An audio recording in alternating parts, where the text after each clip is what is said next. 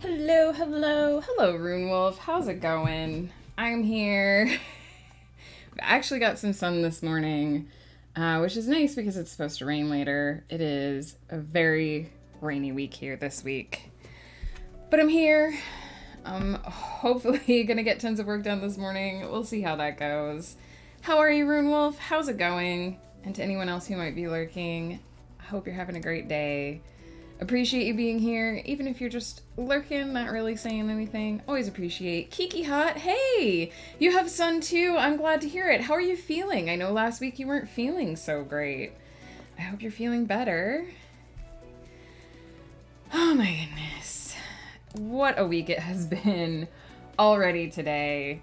I've set some very ambitious goals for the early week this week because I know I'm going to be not feeling great later in the week. So it's been a very interesting week so far already, even though it's only Tuesday.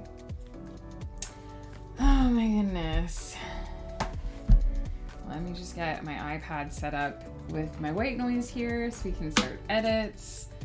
Last week when we worked on this project, I thought I wouldn't need my blanket, but I kind of want my blanket, so let me just grab it. Last week when we worked on this project, I wasn't entirely sure how I was feeling about it. You have 2 kittens! Did you just get them, Kiki? That sounds amazing! Do they have names? Do they have names yet? Sorry, kitten voice. I'm so excited for you. Last week when we worked on this, I wasn't necessarily feeling as confident about where the project was as I hoped. My first couple, my first day of editing really on Everyone's Child, just on book 2 of Everyone's Child, just did not go the way I wanted it to go. It was just not coming together. But my second day of edits, which we actually streamed, I did feel a little bit more in tune with the story. I felt like I found my stride. I was able to go back and check over one of those scenes that had been giving me a lot of trouble, and I'm feeling like things are zeroing in a lot more. So I'm excited to work on this project today. Not that I wasn't excited to work on it last week, but I was very nervous about getting everything where it needed to be. But I'm feeling a lot more confident about it now.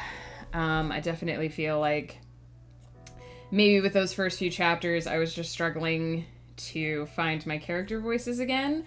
Also, there's a lot of internal struggle happening at the beginning of this book that takes a little bit of time to start manifesting externally. So there's always this balance between internal struggle and monologue and external action, which I felt like I wasn't hitting very well at first.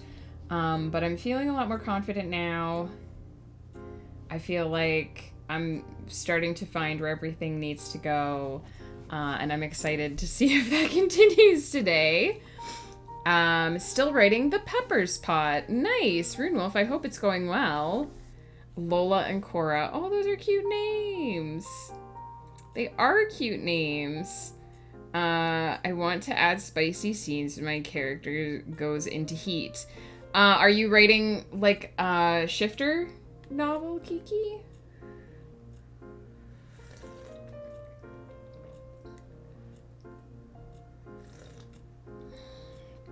Oh no, it's one of those days where I'm too hot with the blanket and too cold without it. We'll see. We'll see how it goes now that I'm sitting down. Sometimes like that. Yeah. I don't write that kind of stuff, so I'm not really good at giving advice. But I would say just go with whatever feels right when at the time. Like if you're trying to write a spicy scene and you haven't sort of done that before, don't be embarrassed about it. I know when I first started writing steamy stuff, I was a little embarrassed, like, oh my god, people are gonna see this. But just kind of write whatever feels right in the moment, because you can go back and edit it later. and just don't really second guess what you're putting on the page at first. Just let it, just see whatever happens, whatever comes out first, and then go back and think about it later. Steamy scenes are a really good time to sort of turn off your brain and just let things happen. It's going really well in a sense. I'm making and editing it up as I go along. Nice! Hey, if you're enjoying the Project Rune Wolf, that's the most important thing. I've mentioned this on stream before, but I think a lot of people think that writers need to like suffer or struggle when they're working, and to me that just doesn't make sense. You should get, I mean, writing is hard. Sometimes it will be a struggle, and sometimes it will be difficult, but you should feel like you're getting something out of it. You should feel like you're enjoying it, or like you've gotten something out of the experience. It should feel fulfilling in some way. If writing feels miserable all the time, then probably that's a bad thing. Let me just adjust this camera just a tiny bit, because I feel like I'm weirdly back or something. So yeah. And that's one of the reasons why I'm so relieved that I'm feeling a bit better about working on this project, is because I would hate to work on it and feel like I was just miserable. I did a lot of editing yesterday. I think we did 12 pages on stream, and then I think I went back and did another 9 pages off stream. I did edit, like, I guess maybe it was 8 pages, because I did edit 20 pages yesterday. It was quite a lot. But I felt really good about the scenes when I read back over them. They were so good. They were hitting the marks that I wanted them to hit. I was really excited just reading it, and it felt really fluid and really good. So at the end of the day, it was worth all that effort. So as long as you're feeling good, Dad, hey, how's it going? Hear you out. Okay, I'm listening. Oh, is there gonna be a clacky after that clicky? Clicky clackies, they're coming. They're coming right soon. I was a little late getting started this morning. I feel like I shouldn't even. I always schedule my streams for 10 o'clock and I start at like 10:20, so I don't even know if 10 o'clock should be my schedule anymore, but the clicky clackies are coming right soon. Right soon. How are you doing, Dad? How's it going? Making a small goal for this, since they're all short stories based on a few different genres. I want at least have fun with it, and just something fun to read, experimenting with different styles. That's awesome. That's amazing. And that's what I use my blog for as well. Like, sometimes you have to test new things. You have to try it out. Oh, thank you so much for using your Prime sub on me, Dad. I appreciate that. 4 months. 4 months of subscription. Holy wow. Thank you so much. Every time I see a number that's larger than 1, I'm like, damn, you came back for that long? Thank you so much. I hope you're having a fabulous day. I hope Tara is feeling better. I know she was a little under the weather this weekend. My stream was set for yesterday at 2 p.m. and I started at 3:48. So listen, I'm trying to learn to be more flexible and chill about timing and stuff. But it's like, I always want to be starting my work at 10 o'clock. I always want to be getting into that like focus mode at 10. And it's just, you wake up in the morning and you're like, oh yeah, I have this thing to do. I know it's Tuesday, so I also have to do this. Or it's Wednesday, I gotta do that, right? And so by the time you get through all this stuff that you're like, that'll only take 2 minutes, that'll only take 3 minutes, and then an hour later you're like, oh yeah. So I know that feel 100%. The first story is done in the style of Stoker's Dracula. Oh, that's so cool, Rune Wolf. I just started reading Frankenstein. I've actually never read it. It's funny because it's like the birth of the modern sci-fi genre is Frankenstein.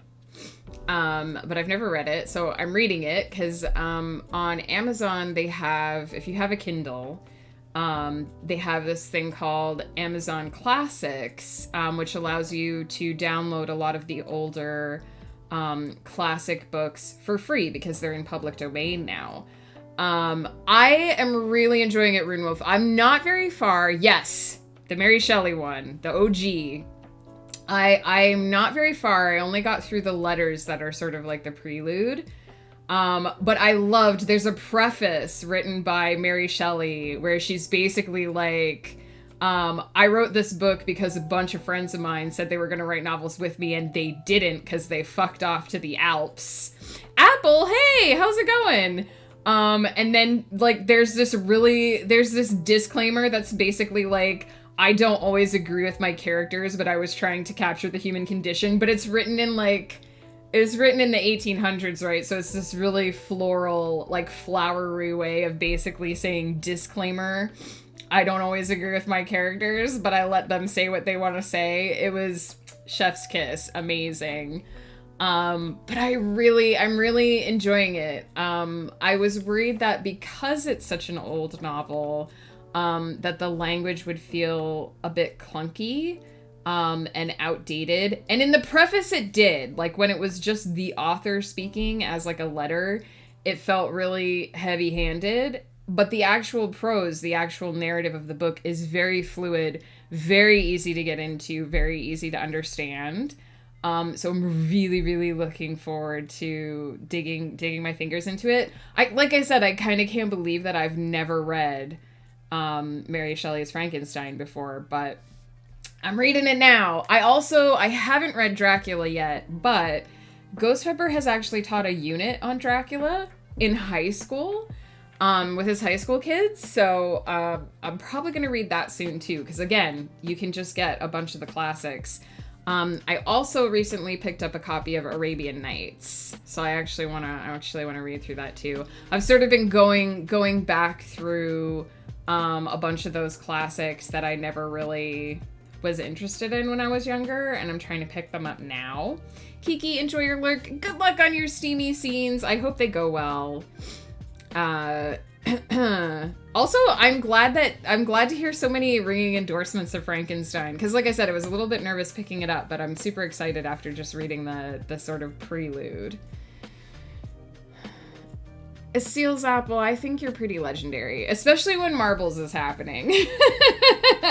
I freaking love your marble in Marbles. Whenever we play Marbles and someone zooms in on yours, it's just so cute and I love it so much. It's so perfect. I keep thinking I need to like actually download the app so that I can like unlock an actual like marble for myself, but I'm too lazy. I'm too lazy, but I love Dad's marble too. If people haven't seen, Dad has the coffee cup and it just kind of like tumbles. So my headcanon is that it's like zooming to him so that he can drink it. I want to circle back around to the classics, but I've been super into manga lately, so that's my reading focus. Hey, you also gotta just read what you love.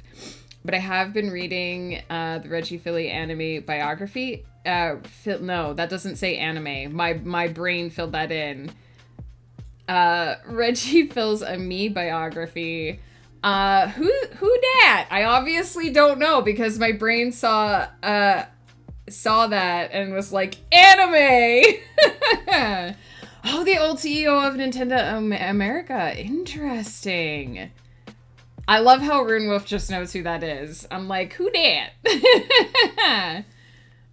I think in Marbles on Pepper's stream, you were very legendary. Yeah, I agree, Apple. For sure. For sure. It's called Disrupting the Game. Interesting. I haven't read a lot of biographies. Maybe I'll look into that. I read such a, like...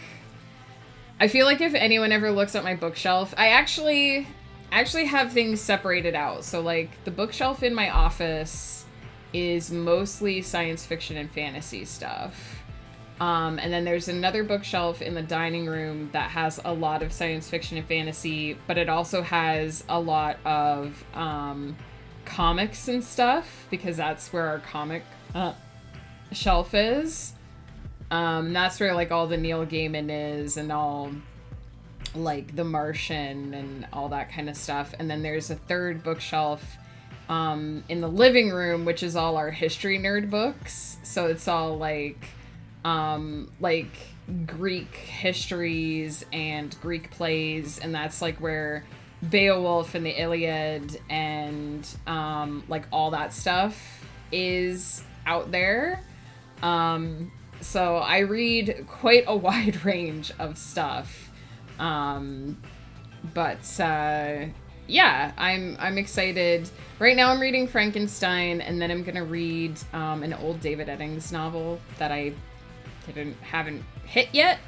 And I've also been reading through the Barsoom books, which for anyone who's like, the fuck are those? Edgar Rice Burroughs wrote this series called the Barsoom series, which starts with A Princess of Mars, which became the movie John Carter of Mars, which you may recognize. They're great. They're amazing. They're just this really old, like campy, classic sci-fi stuff. And I love it to bits. So I've read the first 3 of those. And I'm really excited because I think the next one focuses less on John Carter and more on his son. So I'm really interested to see how that one goes. But they're all like, I think the first one is A Princess of Mars. And then there's like, I forget what the second one is. I think the third one is Warlord of Mars. So I'm just, they're so good. So good. Apple is legendary all the time. And Dad, you're pretty legendary too. I agree. Dracula was a struggle for me to read through. Yeah, I think again, some of those older novels, the language can be really like heavy-handed, and that's one of the reasons I haven't really read Dracula yet either. But I'll give it a try. If I genuinely can't get into it, then I'll read something else. Conquest, hello! Yeah, I think comics don't get enough credit, honestly. We read pretty widely in this house. I've also read manga. I don't read it as much anymore because manga tend to run very long, and I don't have the time to keep up with them the way I used to. But I read the Full Metal Alchemist manga and loved it. I think that was my favorite one. So there's just some really good, graphic novel, manga, comic stories out there, and I think they don't get enough credit. I just for Christmas got the first 2 volumes of Sandman, and I'm really excited because they're making that into a series for Netflix. And I want to get caught up because I read the first volume very long ago, and I never got to read the second volume, so I'm really excited to read up on those. We'll have to send you some of ours after lunch. Do, Conquest. Please do. In the meantime, we're going to get started on some focus, on some clicky clackies, because they were requested, and that's what we're here for. Also, Conquest, have you read the Barsoom books? They're so good! They're so good! It's really funny because, I just have to blow my nose quick, but it's really funny because when the John Carter of Mars movie came out, I think people really disliked it because they were like, oh, it copies from so many other things, but actually, the Barsoom books were written in the early 1900s, so what happened was it's one of those old classic sci-fi novels that a lot of other sci-fi that came after it borrows elements from. So it's actually all those elements that people thought in John Carter were sort of stolen from other places, were actually all those other places had borrowed from them. I have them all, also have manuscripts, but I'm old. Hey, I appreciate, I only have the Kindle versions, but I appreciate that you have them and appreciate them as much as I do, because they're so good. They're one of the series that really sort of drew me to the older sort of classical stuff. Just because it's interesting to see how people used to tell stories, and like, you read through the Barsoom books now and you're like, yeah, people don't tell stories like this anymore. It's not, John Carter is not the kind of protagonist that you would that, you know, an agent or a publisher would tell you to write today. But there's just something so classic and so charming about those old stories, and I like seeing that. We have carried the comics in our stores. That's so cool! Conquest, that's so cool! I actually didn't know there were comics based on the Barsoom books. I'm gonna have to look those up. But for now, as promised, now that I've blown my nose, we're gonna do 30 minutes of deep focus. I'm gonna stare a lot at the screen. There'll probably be some clicky clacking in there somewhere while I get some edits done. And if you're joining me with writing or focus, I hope it goes well for you. If you are participating in Game of Tomes, you can report your words in the stream. For anyone who's wondering what all the little house icons are, those are part of the Game of Tomes event, which you can see up beside me here. There are some icons for some logos for Game of Tomes. It is a writing game that takes place during Nano and Camp NaNoWriMo months.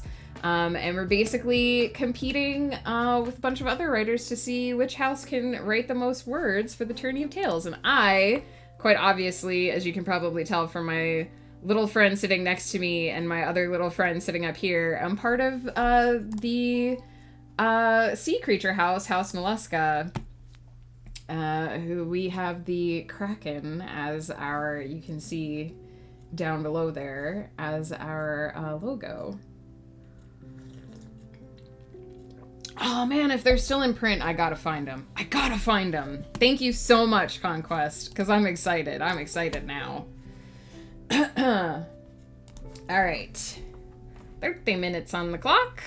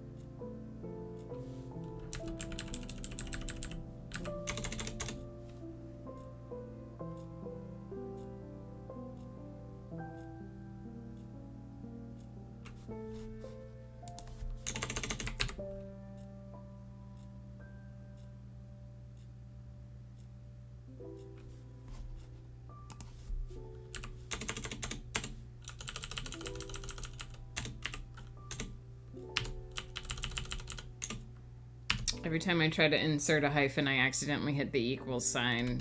You'd think my fingers would learn by now.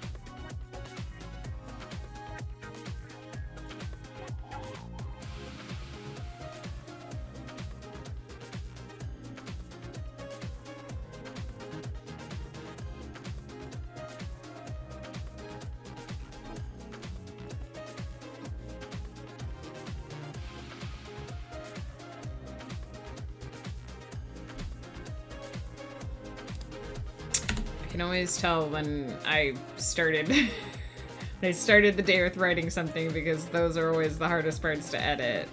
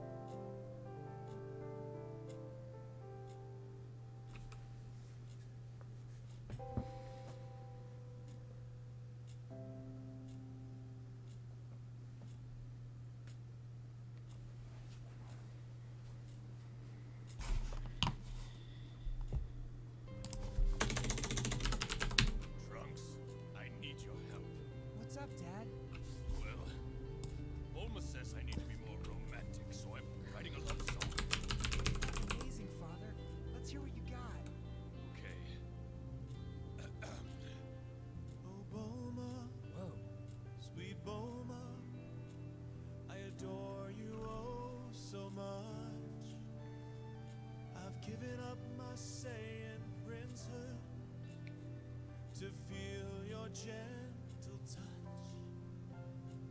It's kind of a big deal to do that, but I don't regret it.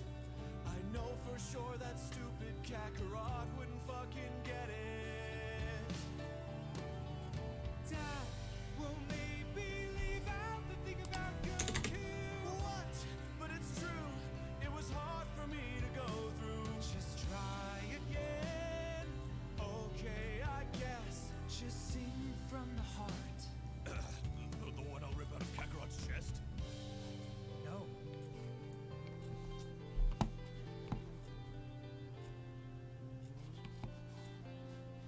I really like the way you dress. That's good. Kakarot's wife looks like a fucking mess. No! What? Leave out Goku. It's about your wife. I'm just working in experience from life. But what about when you were wed? It was the best thing in your life, you said. You walked down the aisle and I thought with a glance your beauty is captivating them. Now's my chance. That's what you were thinking? Yes, but I had to wait. You would have been mad if I ruined your big day. That's the nicest thing you've said so far. I figured I'd distract you with my Sally Ball.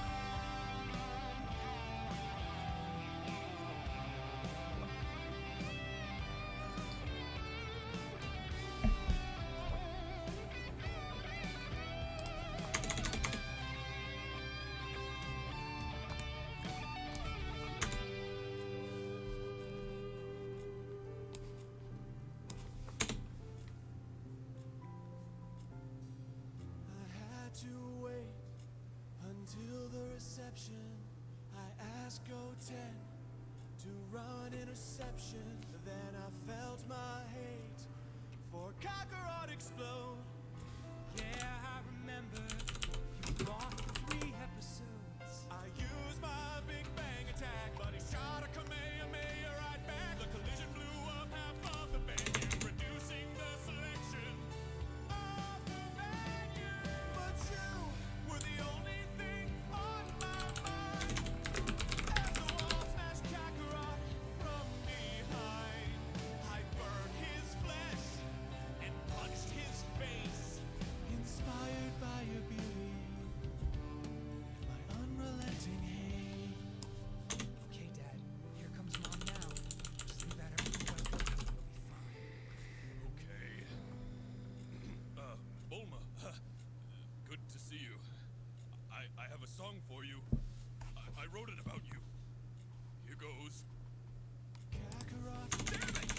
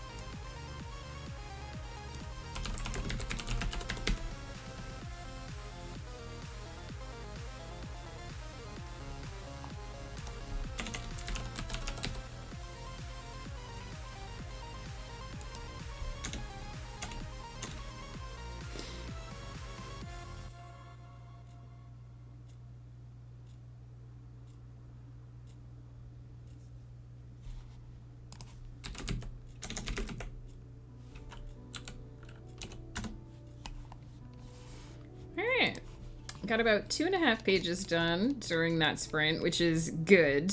Yesterday, I was not nearly getting that far that quickly, so I definitely found my stride early in this scene.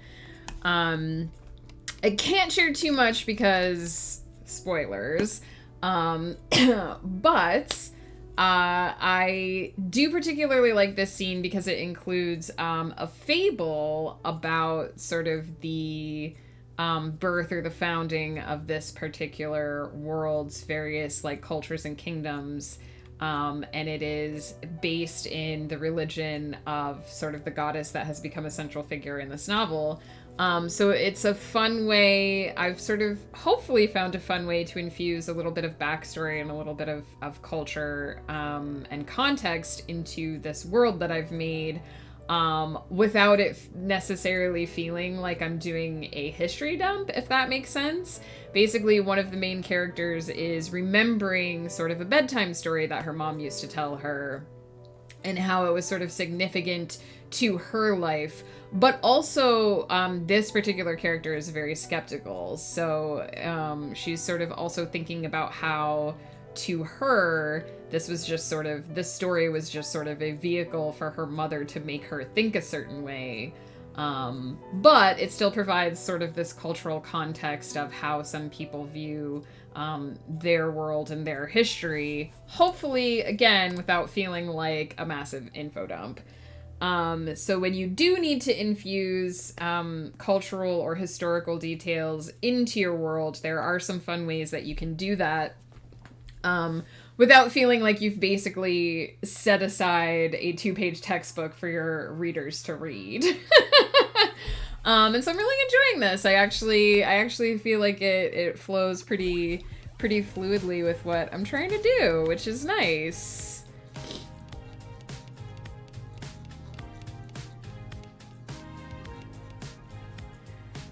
So I think we have...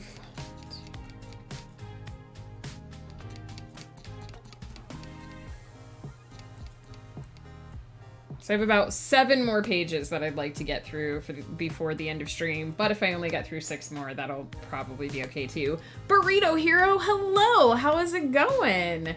We just finished our first focus sprint for the day. We're probably going to take a break here in a minute so that I can get up and move around and use the restroom. But how you doing? It's good to see you.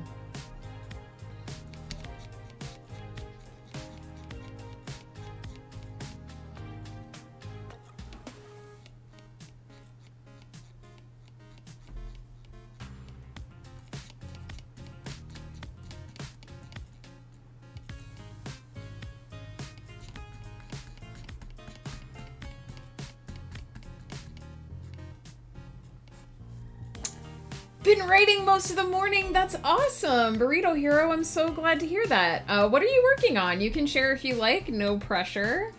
I am working on Everyone's Child, which is my high fantasy epic that takes place in a sort of more medieval world. I have one that's sort of in a more modern world and one that's in a more medieval world, so it's interesting to switch between the two of them.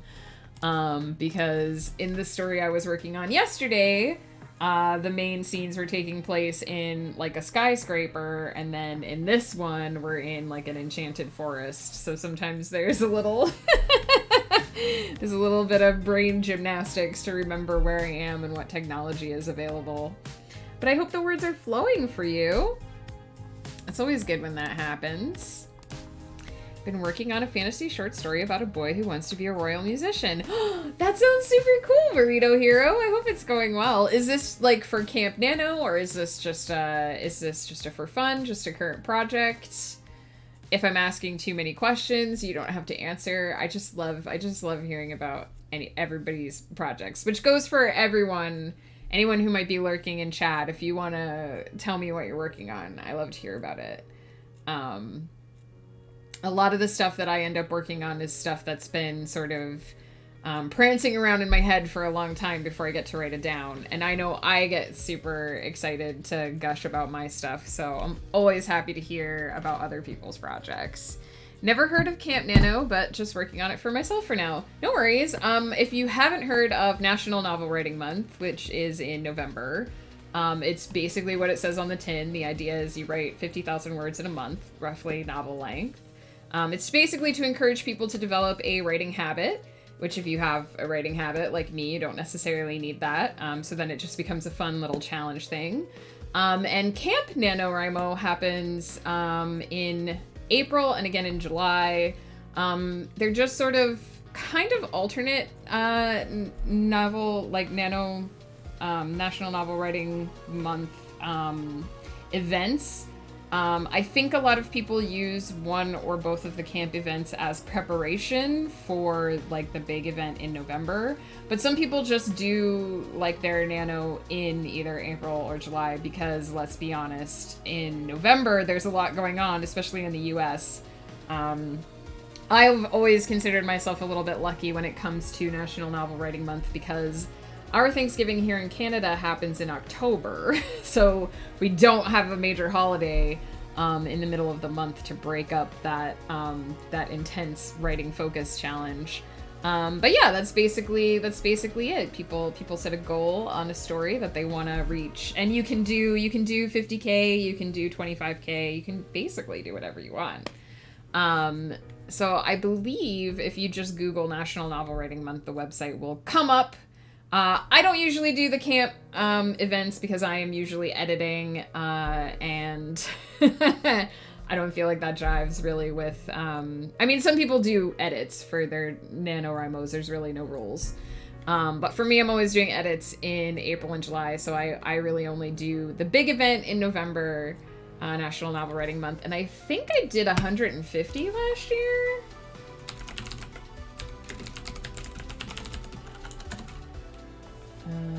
It's nanowrimo.org. Actually, just drop the link. For anyone who is wondering WTF I'm talking about.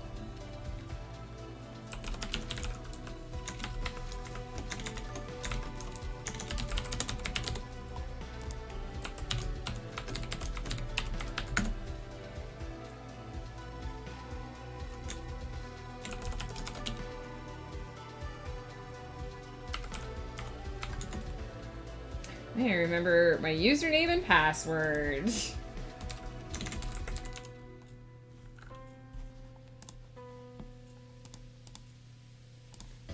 Wrong email, that's why.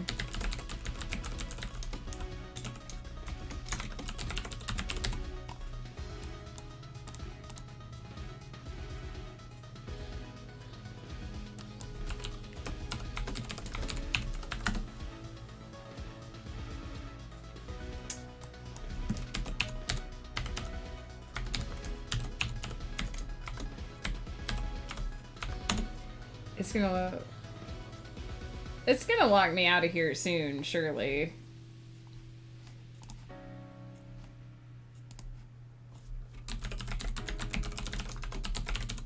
I don't remember the last time I had to log into this website.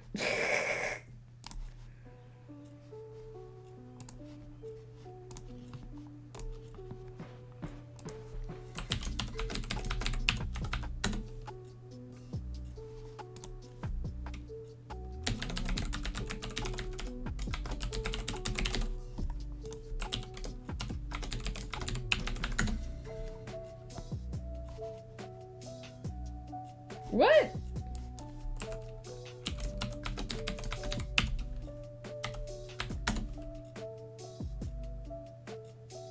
I just reset my password and it still won't let me in.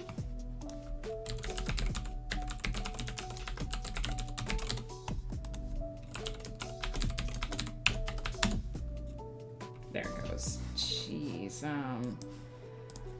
just OMG. Let me...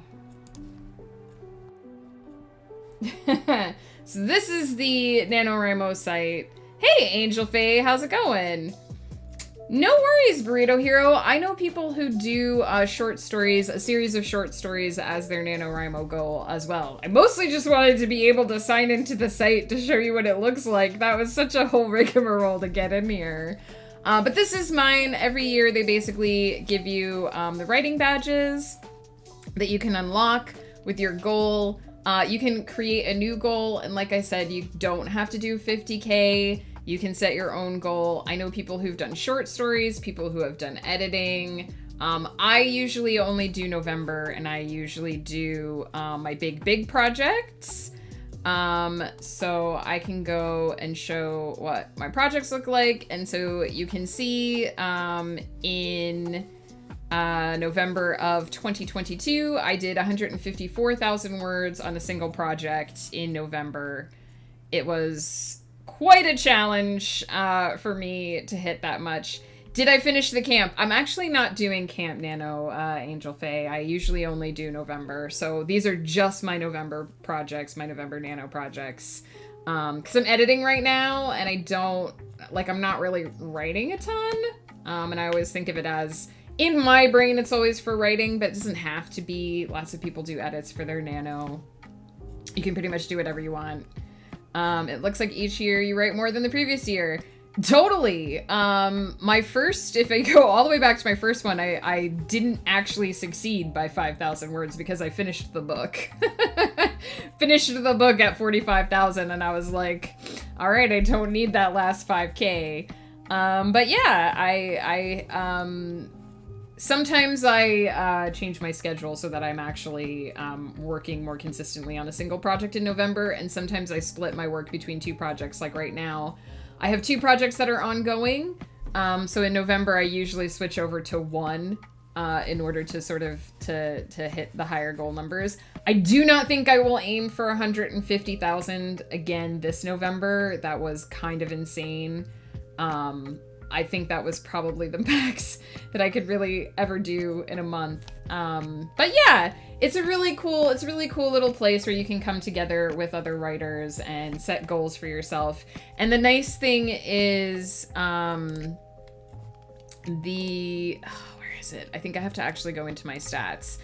So we'll actually break down for you, if you were to set up a Camp Nano goal, it would do the same thing. It breaks down for you how many words you have to write each day to hit your goal. It shows you on a line graph, basically, your progress. And then down here, it will do things like tell you what your average words per day is and what day you'll hit your goal, which is kind of cool. You won 2 nanos, Angel Faye. That's awesome. Already on the 11th day of the month. That's amazing. So yeah, if anyone ever wonders what I'm babbling about when I'm talking about NaNoWriMo, that's what it is. And if you're not doing NaNoWriMo, no worries. You can still hang out and show with us. There's no pressure here. I'm going to take a quick break because I need to use the restroom. And we'll come back and do another 30 minutes of focus and see how the rest of this scene goes. July Camp 2022 is my first one, and then the official one. Nice! Angel Faye, how do you find it? I mean, obviously you've come back, so I assume you enjoy it. But how do you find NaNoWriMo? I struggled with NaNoWriMo for several years, feeling like it just wasn't really for me until I sort of found my stride and sort of found a way that it worked for me. But now I just sort of use it as a challenge to myself for wherever I am at a particular project. Obviously, there's no pressure for anyone to set 150,000 words as a goal. That was me being essentially a masochist to myself, just to see if I could do it. But yeah, it's really just about encouraging writers to set healthy habits and to find a way to fit writing into your schedule wherever you are with your writing. And that's kind of the cool thing about it. I'll be right back.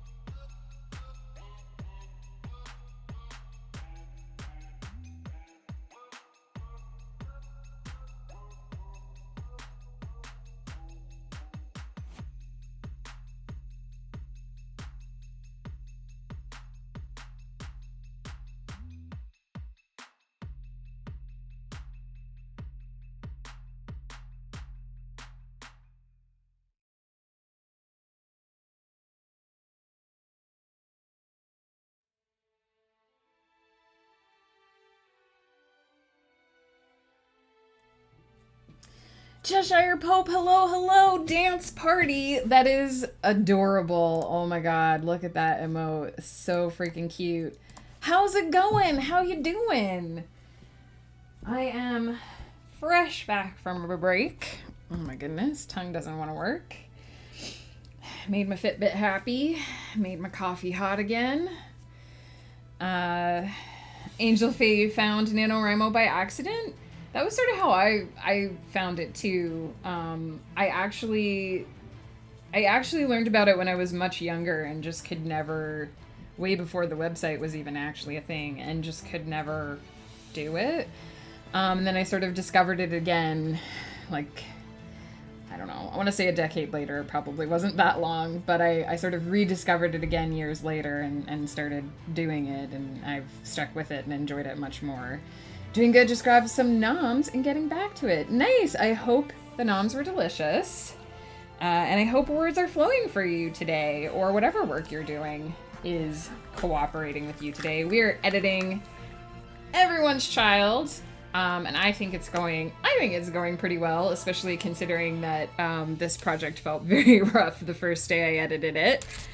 And we are about to get back into that deep focus mode. I do, however, I forgot to submit my words. Just turny here. Gotta remember to represent my house. Can't forget to log. Just can't forget to log my words, because that would be bad. Also editing for some audio words later. Nice! Good luck! I have yet to do audio editing. I think it's something I'm gonna have to learn to do here in the near future if I want to do audiobooks, which I do. Something that, again, has been on, like merch, has been on my to-do list for a while, and I just keep forgetting to do it, so it is a thing. Perfect. It sounds like one of those things where once you get used to it, it's probably not that bad, but learning how to do it is probably a little bit harder than it feels like it should be, I assume. I have definitely learned that when it comes to writing and like self-publishing and all that kind of stuff, there are things that feel like they should take 10 minutes. But in order for them to take 10 minutes, you first have to spend like 20 hours learning how to do it in 10 minutes. But for now, let's turn on the focus timer. And focus! 30 minutes more of focusing. I need more practice at the mic, slowly getting better at it, but there's still a bit of stumbles and swears. I feel you. That's the thing I worry about, is learning to not just be like, la, la, la, la, la, as soon as I mess up, because when I'm reading out loud and I mess up, that's what I do, and I bet that wouldn't help if I was recording.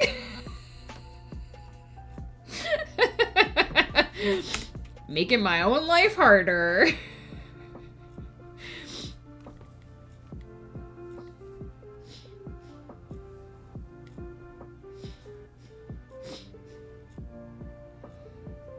I sing angrily when very loud vehicles drive by. Oh no, yeah, things you can't control, right?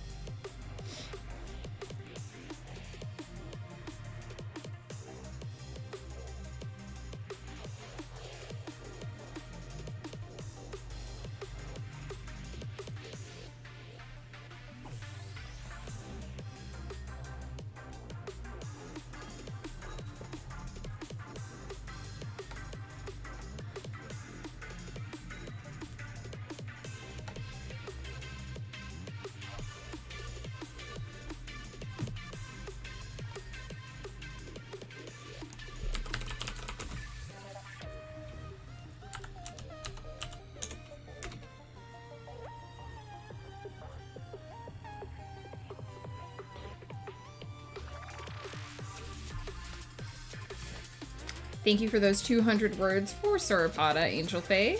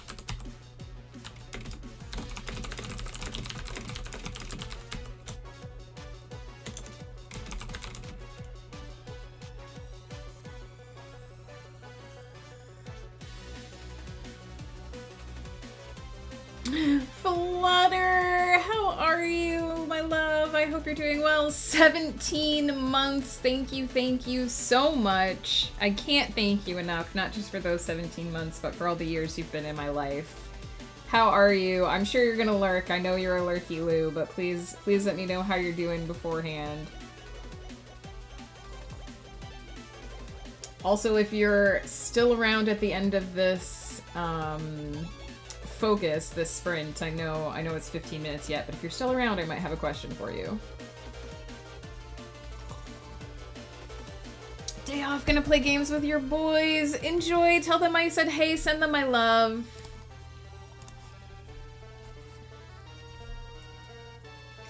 And Ghost Pepper's love as well.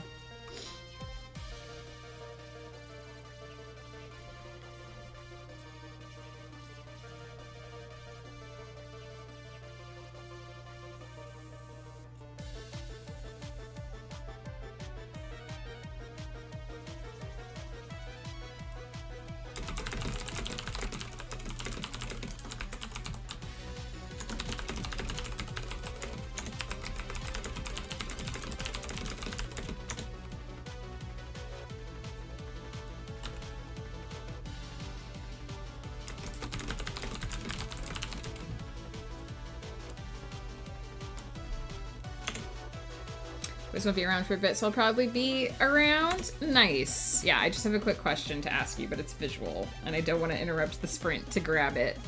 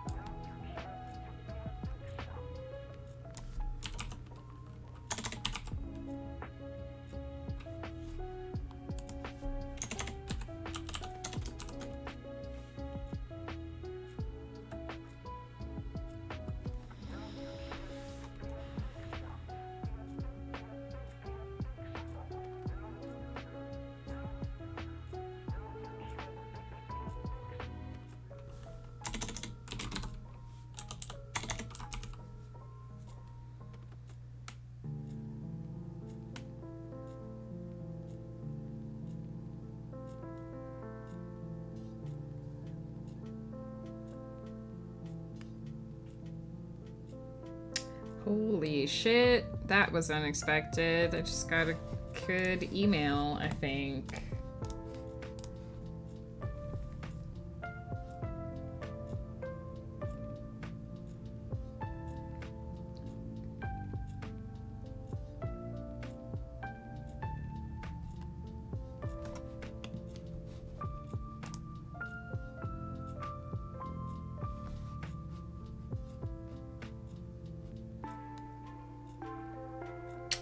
Dang, that's kind of cool.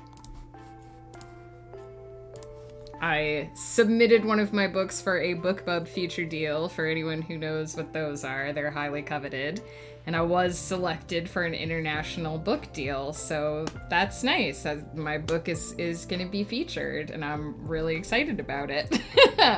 I thought they were going to reject me because they've rejected this book before, so I will take it. And for me, getting featured in Canada's my home country, so very pleased about that. Not gonna be sad. Thank you. I seriously saw the BookBub thing and was like, yeah, it's gonna be a rejection, and then I saw was selected, and I'm like, dang you, that's great. So I will definitely have to make sure I secure that feature deal after stream.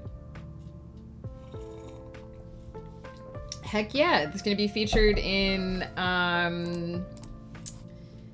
Australia, Canada, and the UK. Nice. Nice. Didn't get the US one, but that's okay. Baby steps.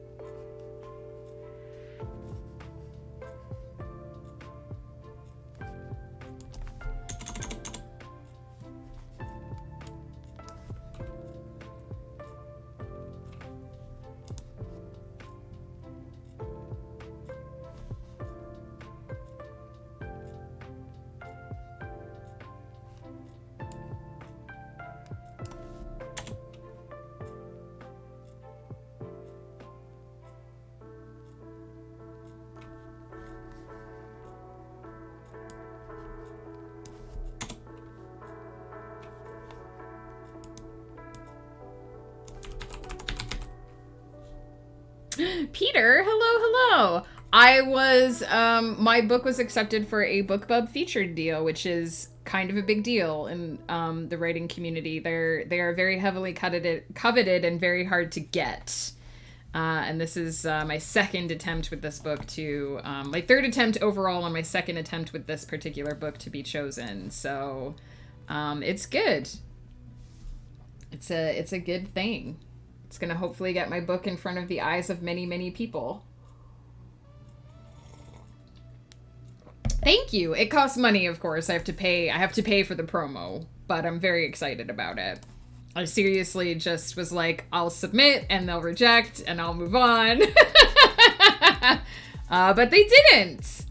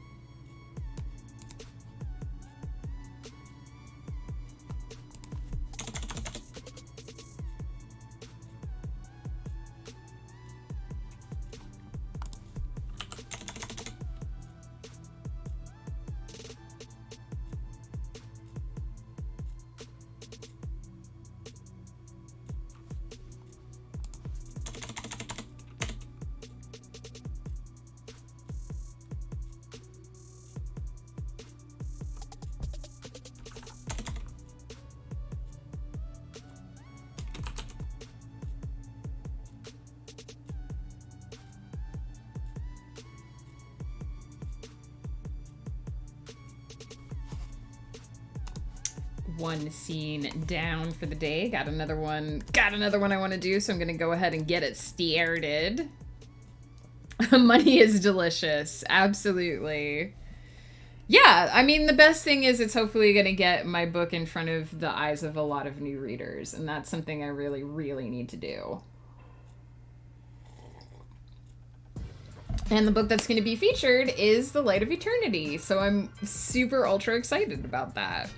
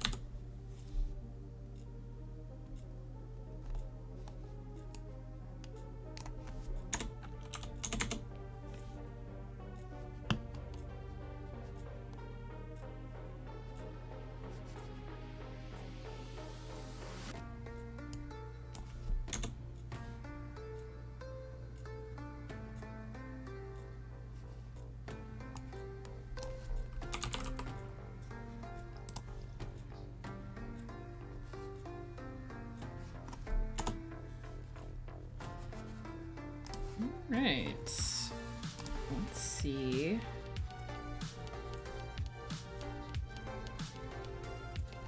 About 5 pages left in this scene that I would like to get done before the end of stream, but if I get 4 done, I would be happy with that as well. Peter, how you doing? Let me catch up on what I missed here at the end of the sprint. Lovely to see you as well. I'm doing pretty good. Just got accepted for an awesome promo. People need to read your books or I'll set fire to their shoelaces. Oh no, Peter, I appreciate the sentiment. Please don't set fires. Legal disclaimer. I don't have shoelaces, so I'll be safe. But I've also read all of my books. Flutter, let me know if you're still here, because I have a quick question for you. If you would be able to answer it for me. I've not been great today and I lost my shit at my writing group, which is fine. I don't care. What happened? Peter, oh no. Sailing Ocelot, ahoy, how are you? I haven't seen you in a while. How's it going? Let me grab the thing, Flutter.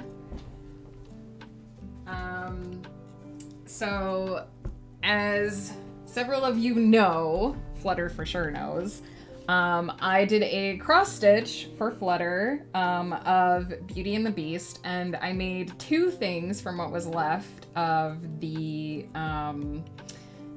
thread. This is all made from leftover thread from the cross stitch, and I just want to know, hopefully I can get it to like focus better. This may actually work better. I just want to know which color combo you like better. I don't know if I can really get it to focus well. Hang on. So maybe if I do this one at a time. It doesn't seem like it's focusing very well. So that's one of them. And then that's the other one. So one of them is darker and one of them is lighter. So if you can tell me which one, the bottom one, and then I moved them. If you can tell me which one you like better, because I will obviously send you one. The lighter one, this one, the dupe. I will send you that one, and I will keep the other. I wanted them to match exactly, but I didn't have enough matching threads. So they are ever so slightly different.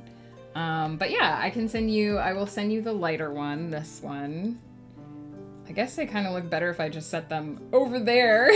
I will send you the lighter one.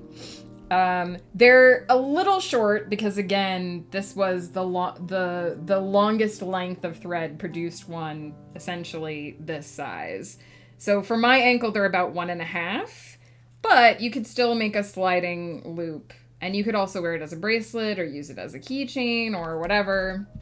So those were made from the leftover threads of Belle and the Beast, and you will get the white one, and I'll keep the black one.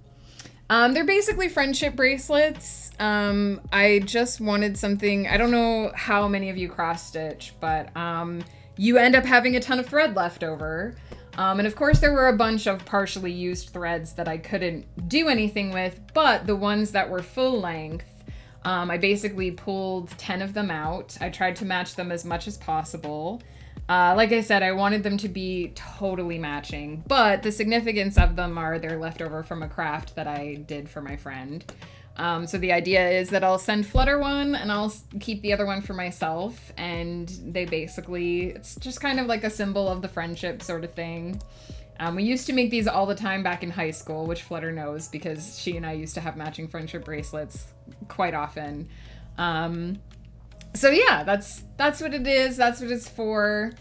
I particularly, this is like a sort of square, like braid thing. I don't even really know what it's called.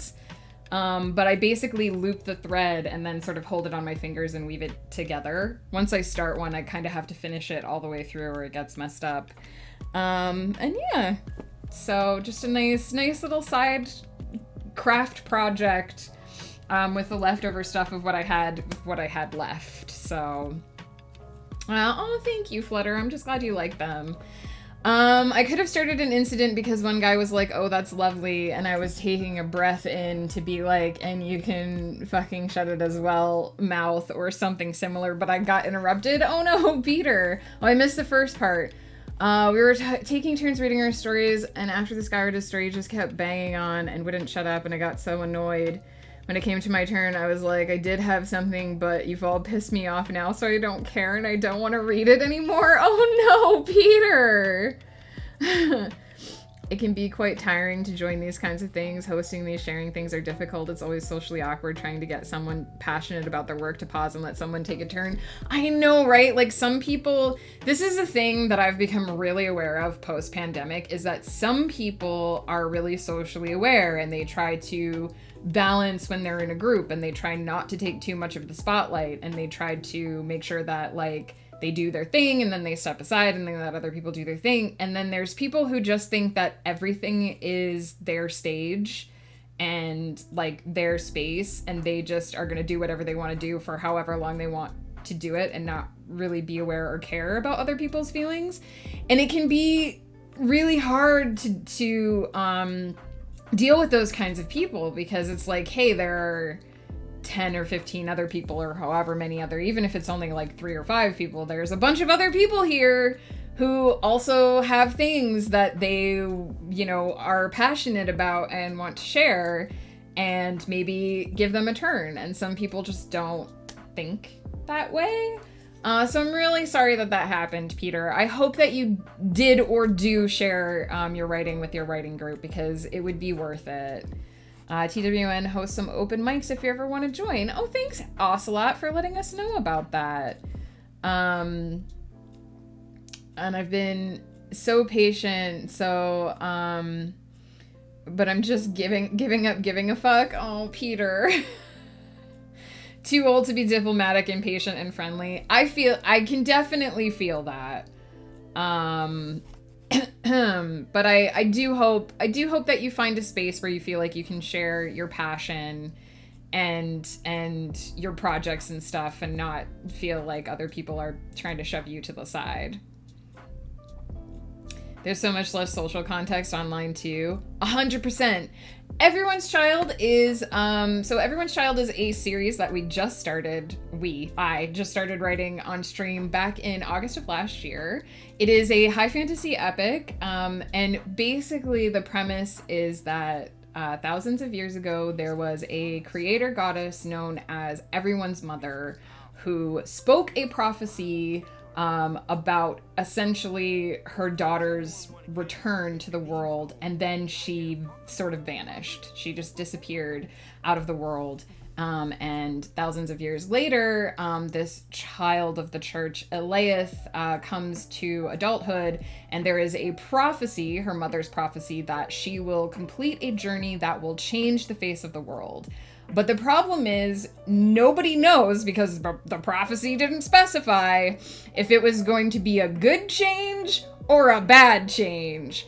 And so Eleath is a young woman on a journey of self-discovery. She is following this path that was set out for her by her mother, and no one really knows what's going to happen at the end of the journey, even her. And so there are these big forces in the world who are watching her, attempting to divert her steps, because they believe that they have their own beliefs about what could happen and what might happen. And so it's sort of the struggle of different forces trying to take control of, you know, this developing world, and this poor little goddess avatar who just wants to learn how to be herself. And that's basically what it's about. We're working on book 2 right now. And we're working on edits, and I feel like it's going well. The first book is with my beta readers right now, so they're going to tell me if it's total and complete garbage. I just realized the timer was rogue running there in the background. I'm sorry if that's a horrible description of the book. I've only been working on this for about 6 months, so I'm still learning how to describe it, but that's basically what it's about.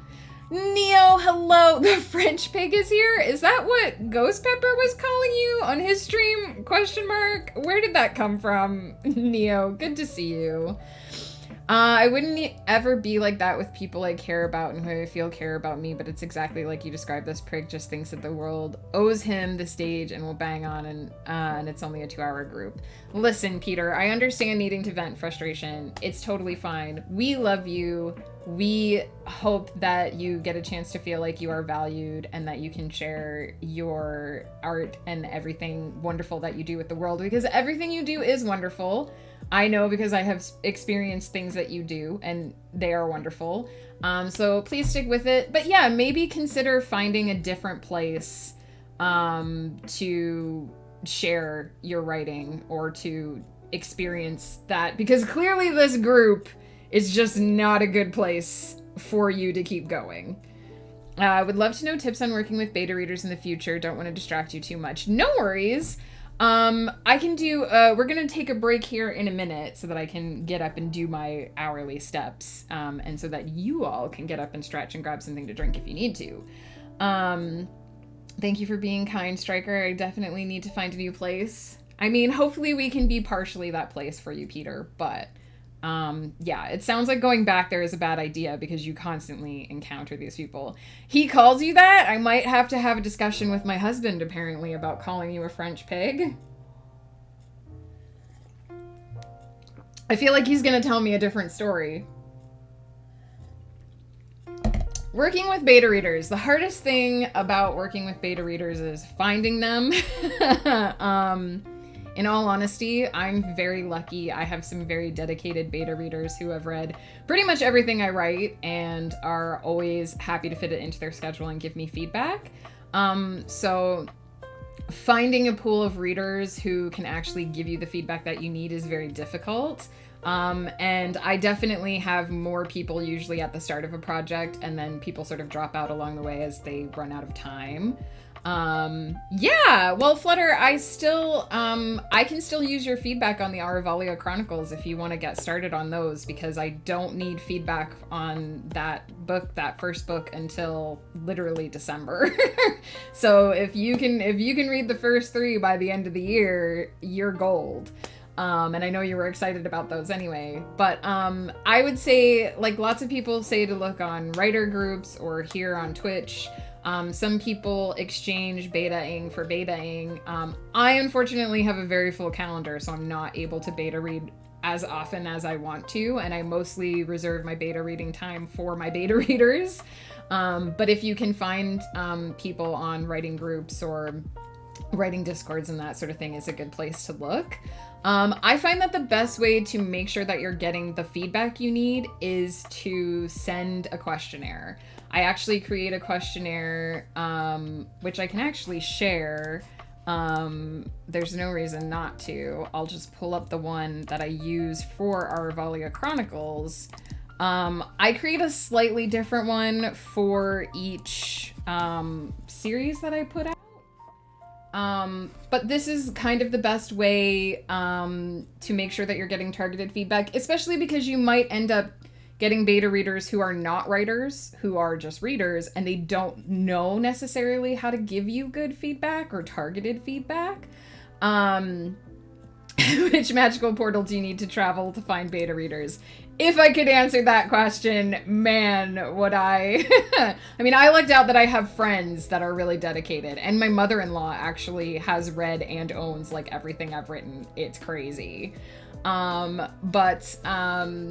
Yeah, part of the problem, I think, is just that readers don't necessarily know how to target feedback. If you can find other writers to give you beta feedback, Flutter is well trained, by the way, just so you know. If she is happy and willing to read your work, she has betaed for me so many times, she knows exactly what to look for. Yeah, the questionnaire is really good because it helps them figure out what you're looking for, right? And so I always encourage people to, my beta readers, to, if they want to mark up the manuscript, they can mark up the manuscript with their comments as they go. They don't have to, but they can. I encourage them to mark down any mistakes that I've made or any questions that they have, and then I ask them to fill out the questionnaire. And the questionnaire, for me, who writes in trilogies, the questionnaire is the key to unlocking the next book. So if my betas have finished book 1 and they would like to read book 2, they must give me their feedback on book 1 in order to get book 2, because they'll forget where the books end. Like, there's all kinds of reasons. So that is the key usually. And these are the questions. It's questions like, did the first paragraph or sentence / page effectively grab you and hook you into the narrative? At what point did you feel like the story has really started? The first time you open the file, where did you stop reading? I usually always get the same answer for this. Most people read a chapter and then stop because they have busy lives. But you can use something like this to see if there's a lull in the beginning of the book. If people are reading a couple pages and not really getting hooked in, you might find the answer there. Were there parts you found yourself skipping or skimming, or places where you felt the plot dragged? Is there a particular scene or setting that stuck with you? That will let you see what's jumping off the page. Were you able to visualize where and when the story is taking place? What are your impressions of the characters? Be as detailed as you like. Could you clearly imagine what the characters looked like? I ask these questions because description is a weakness for me, so I'm trying to find the places where I've forgotten to describe things. Do I write blogs on this kind of stuff? I do, actually. If you pop over to megancutler.net, and click on the either writing or self-publishing tag, I do try to write about this, and I do think I have a post somewhere about the beta reading questionnaire. If I don't, I will soon, because I'll go back and check. Stuff like, did you empathize with the characters' motivations? Here is a really important one. Which character did you find most interesting, and which character did you find least interesting? If you ask your beta readers who their favorite character is, you will get a different answer, right? Because if you ask who's the most favorite and who's the least favorite, they will probably say their least favorite character is the villain because they don't like them, they're an asshole, blah, blah, blah. So which character is the most interesting? Which character do you connect with the most? Which character is least interesting? Which character are you not connecting with? That's how you find the weakness. Neo, I already know you love Domarin, so get out of here. Right? So that's how you find which characters are strong and which characters are weak. Ask about interesting instead of favorite. For mine, I always ask, do the large cast and scenery changes make it difficult to keep track of who's who, because I write epic fantasy on epic scale. Did the story feel cohesive and complete? Because I write series that continue on the story. Did it feel like this was a cohesive whole part of a story? What was your favorite moment is another good way to find what is leaping out of the page, what is done well. Have you encountered anything that parallels an experience or observation from your life? Did anything about the story seem cliche or tired to you? That's where, again, you're looking for your weaknesses. Did anything you read remind you of any other works? I don't get a lot of answers for this, but this is me fishing for comp titles for marketing purposes. If you had to classify this book, what genre would you say it occupies? Did you notice any discrepancies, inconsistencies in facts, places, character details? That's me looking for plot holes.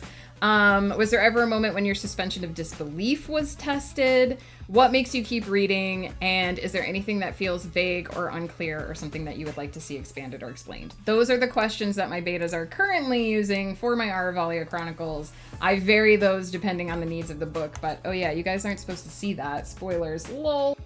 That's basically the questionnaire that I use. Sophia Nerdy and Proud, hello. That is beta crest.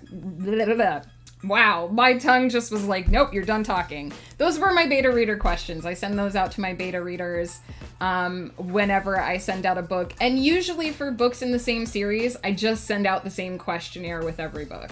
So my betas become familiar with what I'm looking for. They know that they can go back and fill it out as they go, or at the end, or whatever. And it's just so that people who are readers rather than writers kind of get an idea of what I'm looking for. Because otherwise they'll just say, it was good. I liked it. And then I'm like, but what did you like? What did you dislike? And some betas don't like to fill out the questionnaire. Flutter almost never fills out my questionnaire, but we would do a voice chat and she would answer my questions there. And so she would tell me how she felt about it because she likes doing the verbal exchange, right? So you kind of learn which of your betas want to meet for coffee and talk to you about a thing or meet on Zoom or whatever. And Woof, who also beta reads for me quite faithfully, he writes me like 2 pages about each different character and how he feels about them, right? So the questionnaire is key because it helps people who wouldn't know what kind of feedback to give. It helps them put their thoughts in a place, essentially. I know I've been ignoring chat here, so let me catch up.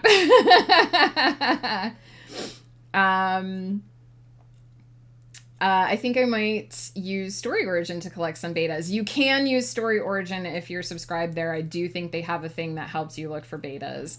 I have a small amount, but I got a decent response when I used Story Origin or ARC. I might have called myself a French pig, and I might have played a Gordon Ramsay blurt playing French pig. So you might have invited him to call you that, Neo, maybe. Honestly, thank you for sharing that. That's really informative. Hey, I'm perfectly happy to share the resources that I have gained. It wasn't originally my idea. I got it from another writer as well. So it's something that has been massively, massively helpful to me. And I pass it on because I think a lot of people have found good beta readers in the past, but they just don't realize it because the only feedback they get is, yeah, I liked it. When's the next book, right? And it's just because betas don't really understand sort of the new, like readers don't necessarily understand the nuance of what writers are looking for, which is no fault of their own. You know, if you get a writer who's a beta reader, they're instinctively going to know, this is what I would look for, this is what I would want to know, these are the kind of comments I would want, and they'll give that feedback. But they don't often have time to beta for other writers, right? So being able to get a reader who is avid and who has the time to devour your work, who can fill out a questionnaire and give you information, that is where you really end up finding the people who can keep coming back over and over. And hopefully once you've worked with a couple of people for a while, if they keep having time in their life, they'll keep being able to do it for you, right? They do blur together. Exactly. It's like, no offense to my beta readers, but making them give me the feedback on one book before giving them another just ensures that I'm not overloading them, they're not getting confused, and that they're also not just taking free books from me. Also struggling to find time for anything right now, so I'll have to ease myself back into it. Yeah, but I mean, I'm totally happy to share my betas if they have the time. I wish I could like and follow this blog. It looks awesome. Oh, Ocelot, thank you so much. I post new posts every Monday. And if you pop over to I totally just misspelled Discord. If you do pop over to our Discord, I post the links in there as well. So I post every Monday, and it alternates between like stuff that's going on with me and writing projects and shorts that I write here on stream to go on the blog. I think you can subscribe to them via email, but I don't really know how that works because it's an automatic WordPress thing. So disclaimer as to how well it might work. Visual novels aren't for everyone, but always hoping folks can get into the platform. Yeah, I mean, I like visual novels. I just don't have a ton of time. Where is Woof? Probably at work. In our hearts for eternity. That is true. He would hate to know he missed a potential spoiler because she showed something by accident. Listen, this isn't the series he most wants spoilers for. It's Aravalia Chronicles he really wants the spoilers for. Be the kind of person writing paragraphs to answer one question. That's good though, Neo. More detail is more good. I'm a writer. More detail, more good. But I think a lot of people just don't know what a writer wants to know, right? So they struggle with what feedback to give. My responses are chatting because I can't put words on paper to make sense. And that's totally fine. If you express yourself better verbally, being able to have those connections is good too. Do you ask betas to go into your work and be like, forget we're friends, forget you know me, be brutal? Yes. I mean, I don't. My specific instruction to my beta readers is be honest. You can't hurt my feelings. If it's bad, I need to know it's bad. If you feel like it needs to be brutally, brutally sawed apart and sledgehammered back into a new shape, tell me that. Because I can't do it if I don't know it needs that. There is such a thing as being, like, there's a difference between constructive criticism and being mean. I don't necessarily want my betas to be mean. I don't want comments like, it's garbage, that doesn't help me. I want comments like, this was confusing. I don't understand why this character did this. I feel like, this is disingenuous to what you're trying to portray. I specifically have readers who are in the LGBTQ plus community to specifically point out to me, I have a gender fluid character in the Garvalia Chronicles, and I really want to make sure that they are coming across properly in my work. And so I very specifically am looking for that feedback of, this is coming off a little disingenuous, or this is kind of inadvertently being rude to your character, and that kind of feedback. I'm really looking for that deep constructive criticism that says, this needs some work, pay attention to this didn't really catch me. Because that's what a writer needs to know. I'm beta reading for a friend right now, but I don't like her book at all, and it's really tricky trying to pinpoint what it is I don't like so I can give constructive feedback. Sophia Nerdy and Proud, that's okay. Sometimes you instinctively understand that something is not working for you, but you don't have the vocabulary to necessarily express it. And in all likelihood, there's some underlying mechanical part of the book that you don't necessarily know about because you're not the writer, that didn't quite come off properly or didn't make it into the manuscript properly.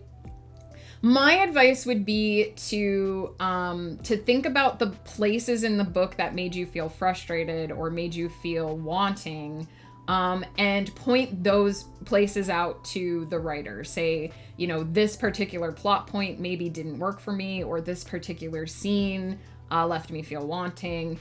You don't necessarily have to pinpoint exactly what's wrong with that scene. It's kind of the writer's job to pinpoint what's wrong. If my beta readers say to me, I didn't like this scene, it didn't come off to me the way that it didn't make me feel satisfied, then I can ask them questions. Okay, what was unsatisfying about it? If this happened, would you feel differently? That sort of thing. The writer should be able to know how to fix it, even if you can't say exactly what's wrong with it, if that makes sense. As long as you can point them to the problem areas and say, this felt like it needed more attention, or this felt like it was lacking to me, the writer should be able to fill in those blanks with the knowledge they have, if that makes sense. I always consider it my responsibility to know and understand the problems. My beta readers are there to draw my attention to things that I may have missed. And so they can't necessarily tell me, and even sometimes my betas do suggest ways to fix things, and I don't always use their way, because I know things about the story that they don't. So hopefully if you can just draw attention to the places where you feel the novel needs more work, then your friend can go in and either ask you questions to help unlock the mystery of what's wrong, or know for themselves, like, okay, maybe I didn't quite do this properly, or maybe there's a little bit of the theme that I need to put in, or something like that.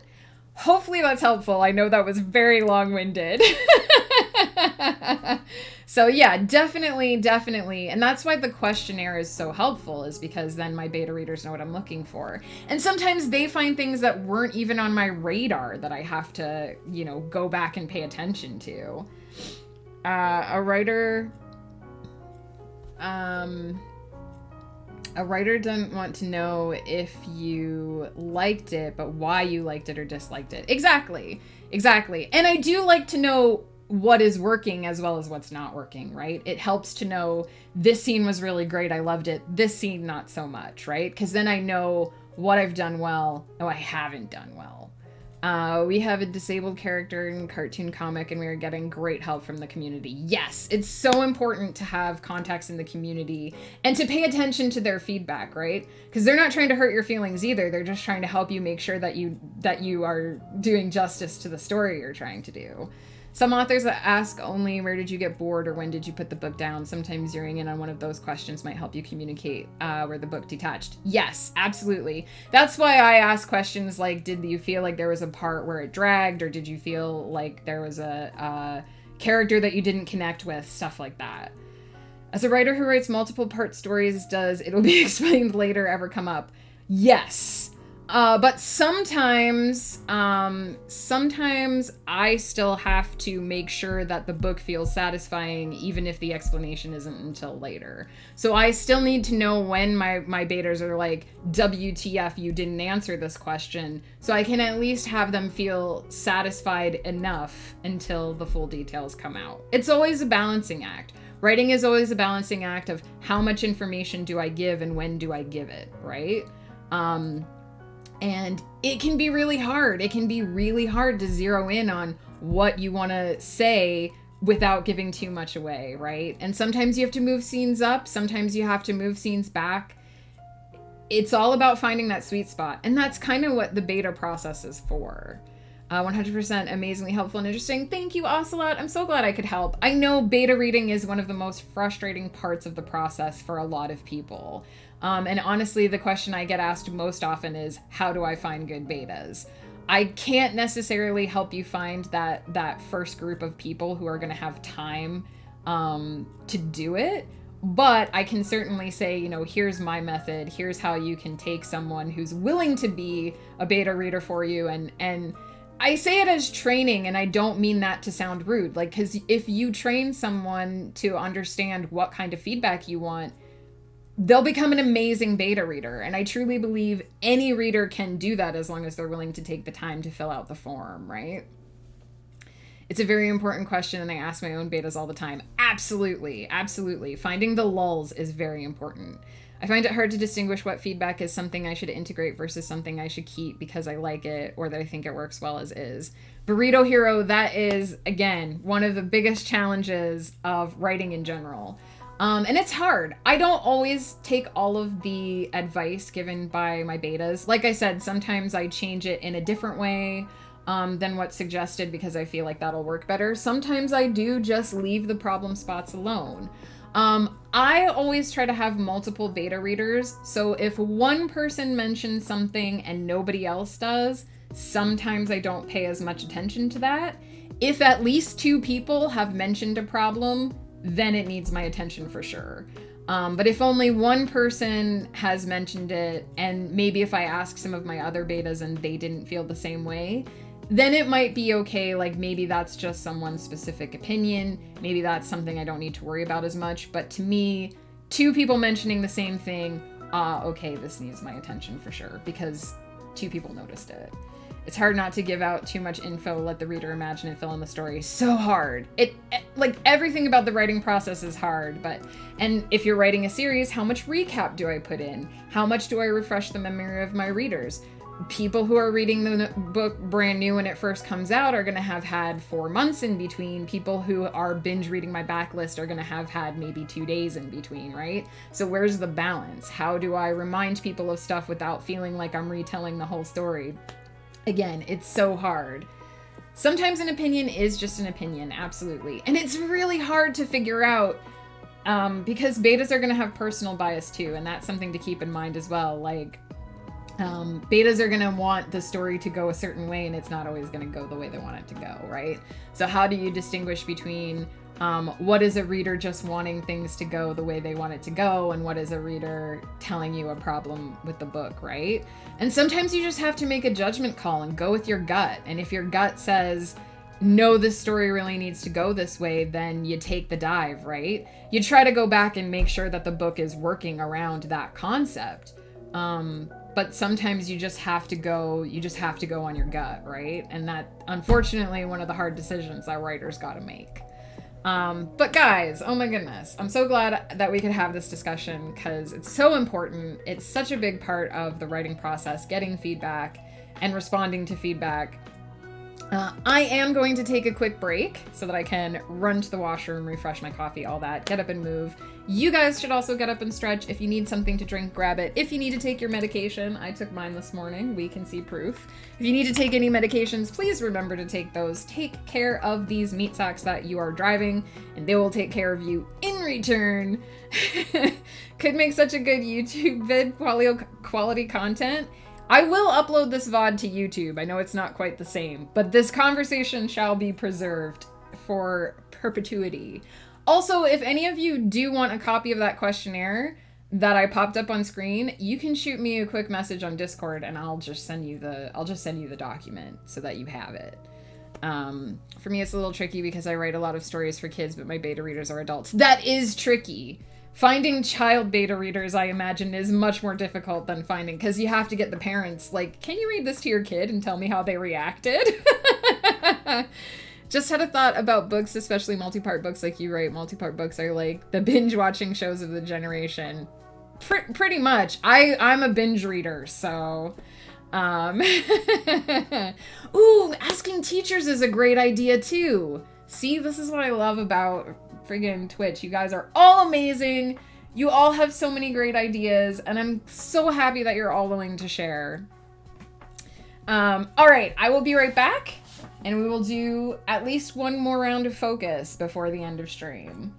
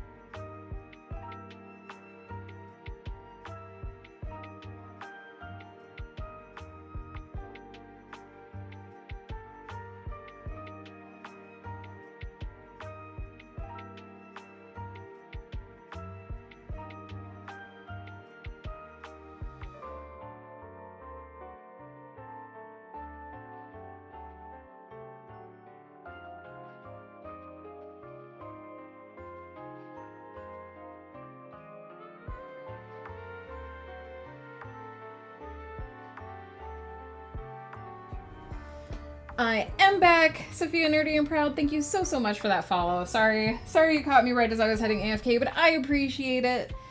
One last comment I just want to make about beta readers before we get the sprint timer back on is it is important to find readers in your genre.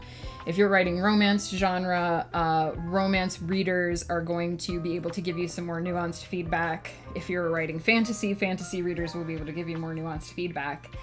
But that doesn't mean that someone who is not necessarily a native reader of your genre won't be able to give you good feedback. And it is sometimes helpful to have, say, an avid fantasy reader. And Bruce Campbell Soup, 17 months. Holy, I can't believe it. Thank you so much. I appreciate the heck out of that. You were one of my first subscribers, one of my first followers. And your continued support means so much to me. Thank you. How are you, my friend? How have you been? Anyway,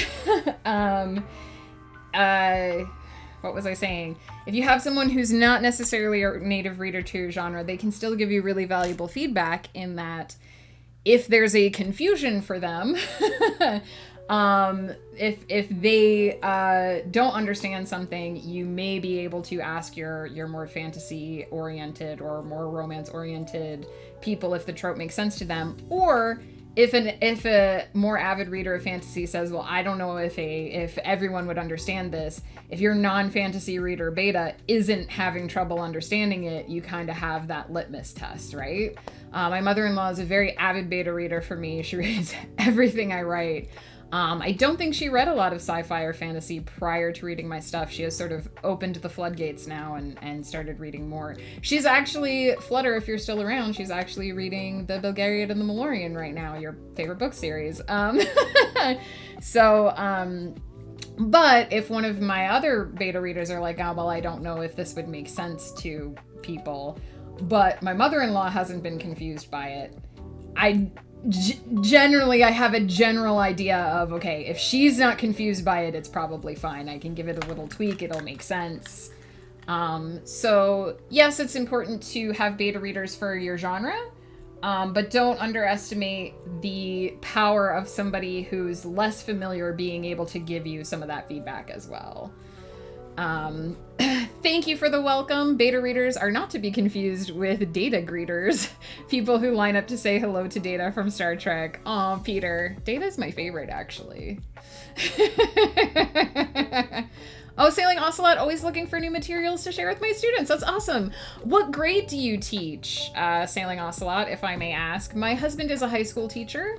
So he teaches, I believe, anywhere from grade 7 up, although I think he usually is in the, I think he usually teaches mostly 10 to 12, but he does do 8 and 9 from time to time as well. My friend writes romance. I don't really read romance. That might be why I'm not clicking with her book. Totally. And it's okay for you to say things like,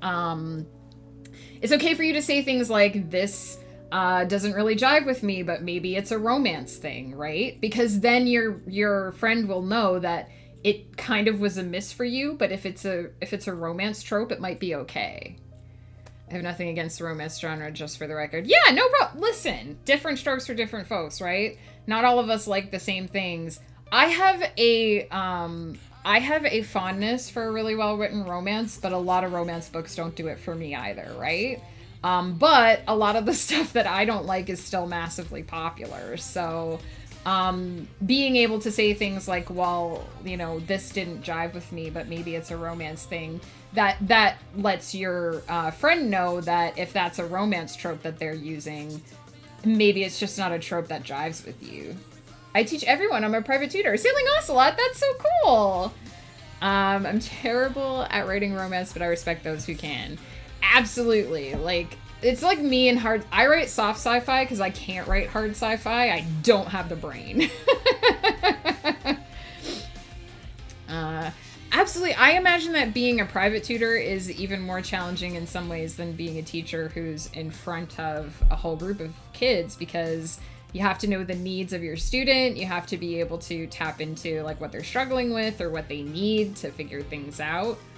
And some people really, really need that private help to understand things. I used to help a kid out with, it wasn't really tutoring because I'm not a teacher, but I used to help a kid out with reading. He would come over to my place and we would read books, and it was just to help him with his reading comprehension and learning how to like sound things out. He was quite young. So yeah, I obviously have respect for all teachers because I'm married to one, but I think private tutoring is very, very important. I'd love to write a romance story. I'm kind of sort of writing one adapted from a script I wrote for a TV project, but it's challenging. Romance can be really tough, especially navigating the romance tropes of today. There are some not so great tropes in the romance genre, I must say. Not to hit on the romance genre as a whole, because again, I also respect it.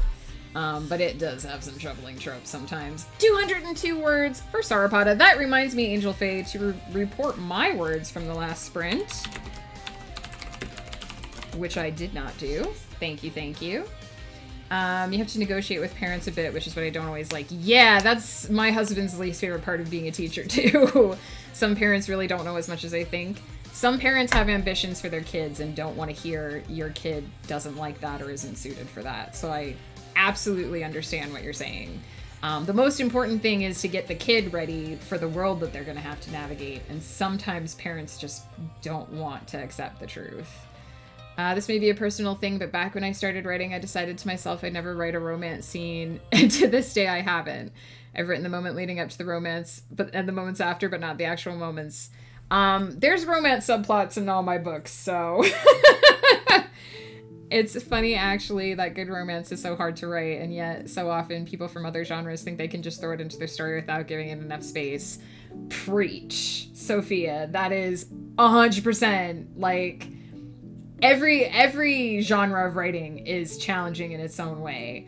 And I know most about romantic genre tropes because I use romantic subplots in pretty much all my series, right? So I feel like I have to know as much about romance as I do about fantasy in order to pull that off, even though I don't write straight romance, right? So it's, yeah, I think people think romance is, oh, they kiss at the end. No. Relationships are complicated. Megan is also Spicy McSpiceface, so Megan knows about, yeah, I do have a pen name where I write spicy stuff. Now let's do some focus. You guys have already asked me way too many questions about my pen name on this stream. I want to upload this to YouTube.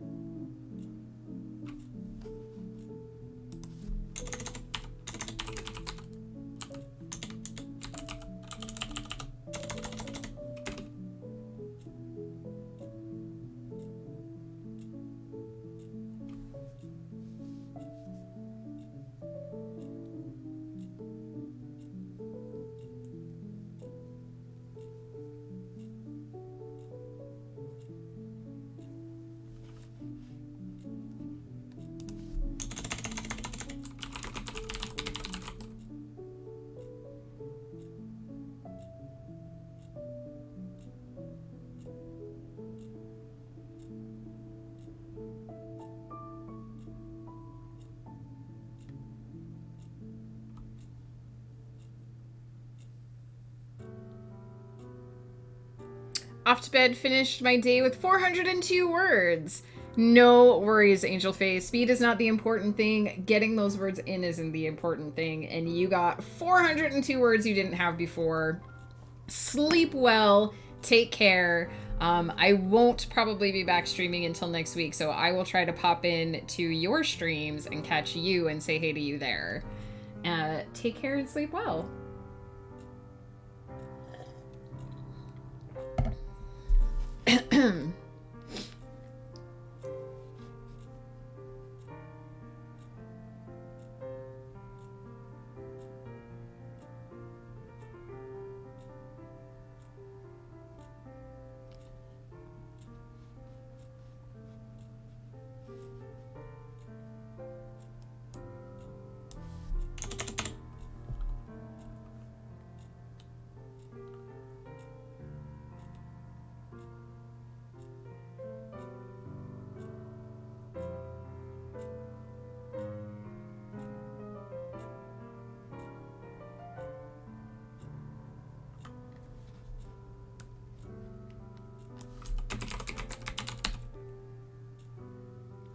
Here's a hot tip. If you know that two different characters are going to be entering a place on two different occasions, and you know you're going to have to do descriptions, describe it once in one way, and then use the second description for other things. So I did a big visual description of this room that a character entered in a previous scene, and now, since I know a new character has entered, I'm focusing instead of on the smells. So each character has a slightly different nuanced thing that they're looking at, and the reader gets more information without having to parse back through the same information over again.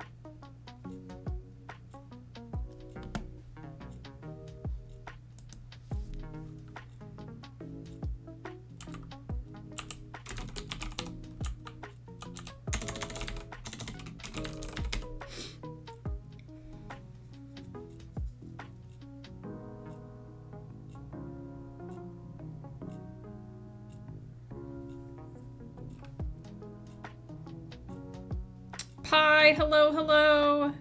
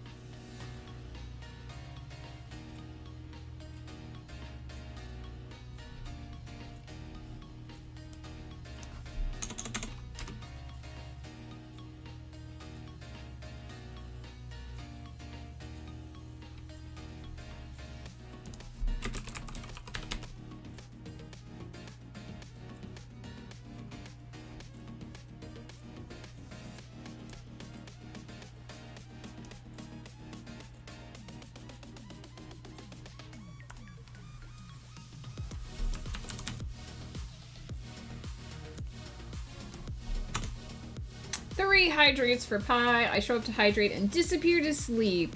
Pie, sleep well. Thank you so much for dropping in to take care of me with those hydrates. I appreciate it. Good night, sleep well. I hope you had a fabulous day. And I hope you have another fabulous day tomorrow. That's 2 and 1 more. Water and sleep are both very important. Your body needs them both. And as someone who often forgets that, I appreciate all of you for reminding me. Pie is also very important. I don't know if our pie is a macaroni pie, but macaroni pie sounds delicious.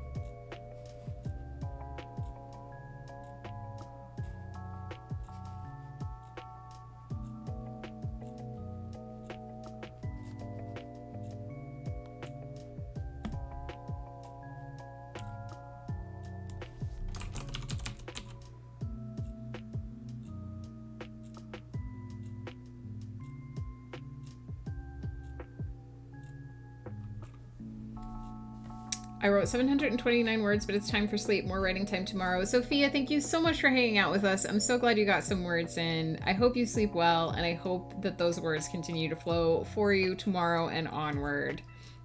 The background music is pretty.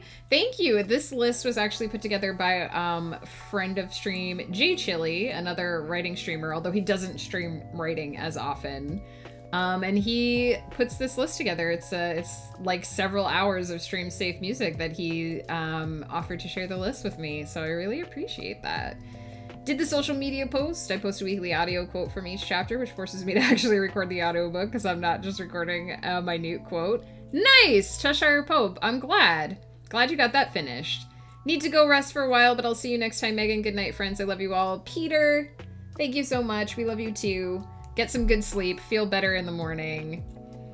Sent you some D&D inspirational artwork we did. Thanks, Conquest. Also, Kate Mon, hello. Welcome back from work. I hope you had a good day. Tomorrow is 20k day for Camp Nano 2. Nice. Good luck, Sophia.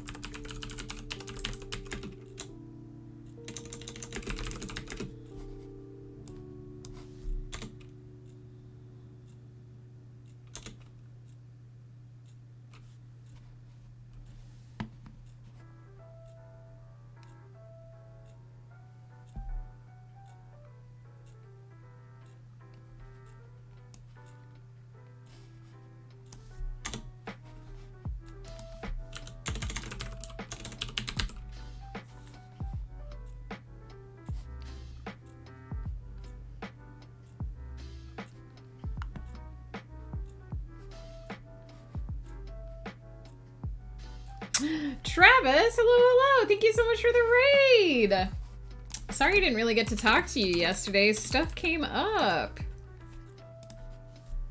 Please check out Travis. He's super awesome, super fun to hang out with, and super cool. How was your stream yesterday, and how was your stream today? It's a pub crawl with mustachioed novelist and voice actor Travis in the Tavern Society, a crowd of cool cats. And the next round is on us. Cheers. How's it going? I felt so bad. We raided Travis yesterday while he was AFK, and by the time he got back, I had been called away to deal with house stuff. It was, on my side, the day was a whole mess, but I hope y'all enjoyed hanging out. I lurked for quite a while, but by the time I got back to my computer, I was just so tired.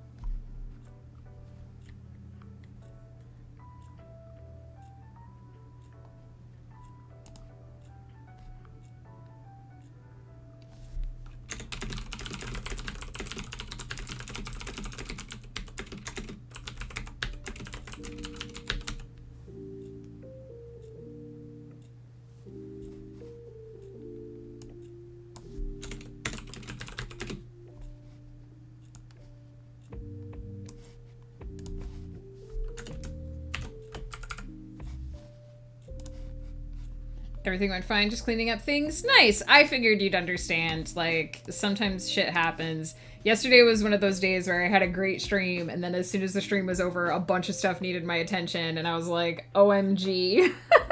But I got it sorted out. It's all good. And I do love... I sometimes don't feel super social after stuff like that, but I do love hanging out in your streams. It's always super chill for me to just lurk. So I was lurking, I was around, I just wasn't feeling up to saying much.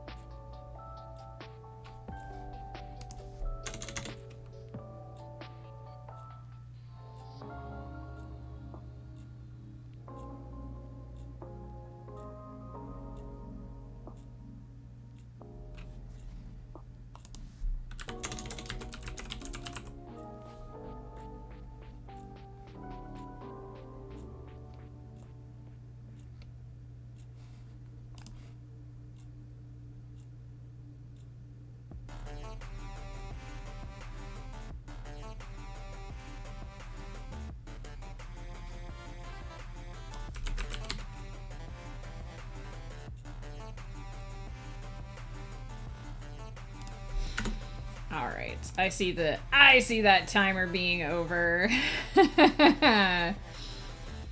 Tired, maybe nap time before tonight's podcast. Naps are the best, like seriously. I raid and run all the time. Listen, sometimes you have to, right? That's what I always tell other people too. Like, usually by the time you're done streaming, you're tired or you're hungry or something needs your attention somewhere. It just so happened that like 4 things needed my attention and I didn't even realize it yesterday afternoon. So, but I hope you're able to get a nap or workout, whichever feels right at the time. I'm weird. I do my workouts like in the evening at like midnight and then I go to bed and I sleep really, really well.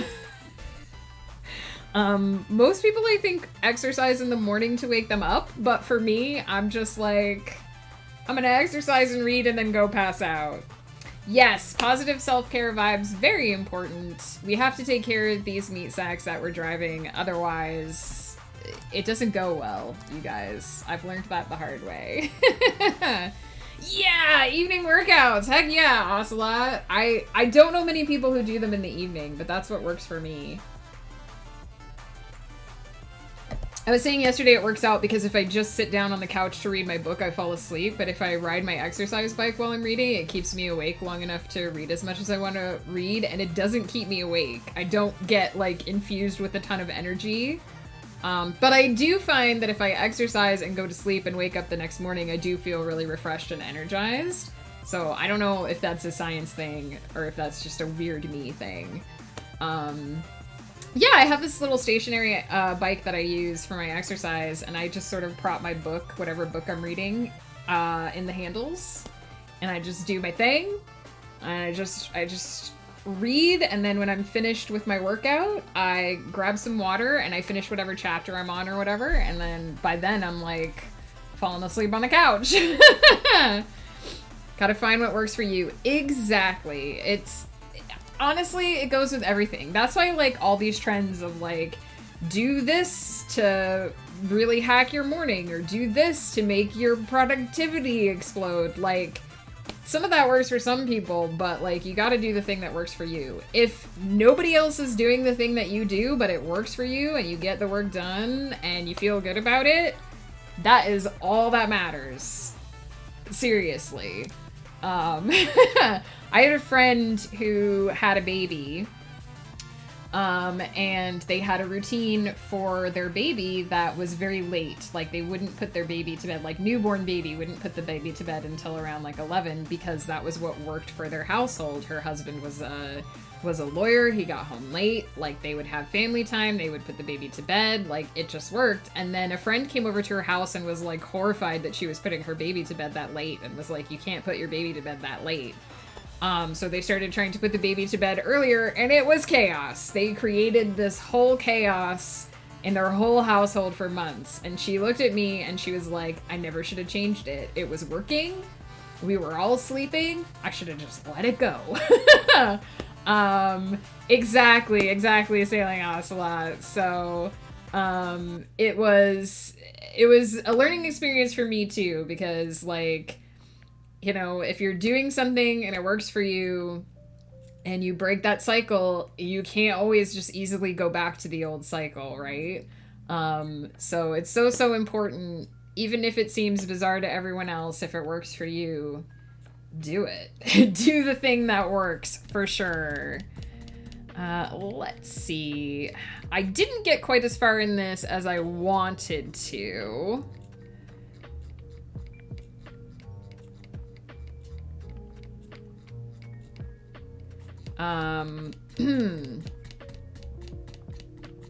But it is lunchtime.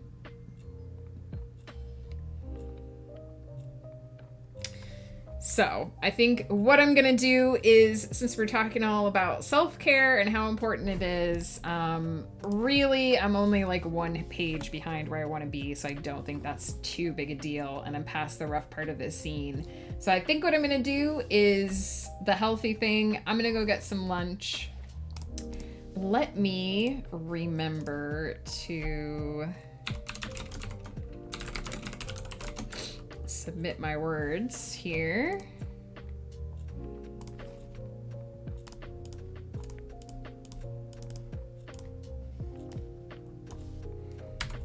Oops. And for my own records, that was 90 minutes of heavy edits. And we've got 38 extra words here. Nice. Perfect. I've always got to remember that when I'm writing, I can control my pace a little bit more than when I'm editing. When I'm editing, I inevitably get stuck on a bit, and then I have to take as much time on that bit as it takes. And for someone who is very used to just turning off her brain and rushing forward with the drafting, it can be very frustrating sometimes. But go with the flow. That is something I am trying to learn to be better at. Let's see who's online. Who can we raid? Who is doing things?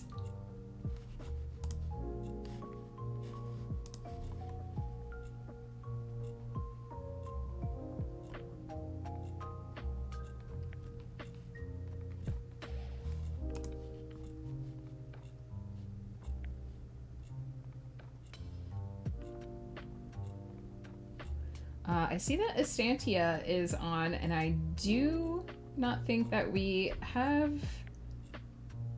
I do not think we've raided there in a while, so let's head over and say hey. Another writer working on some writing on stream.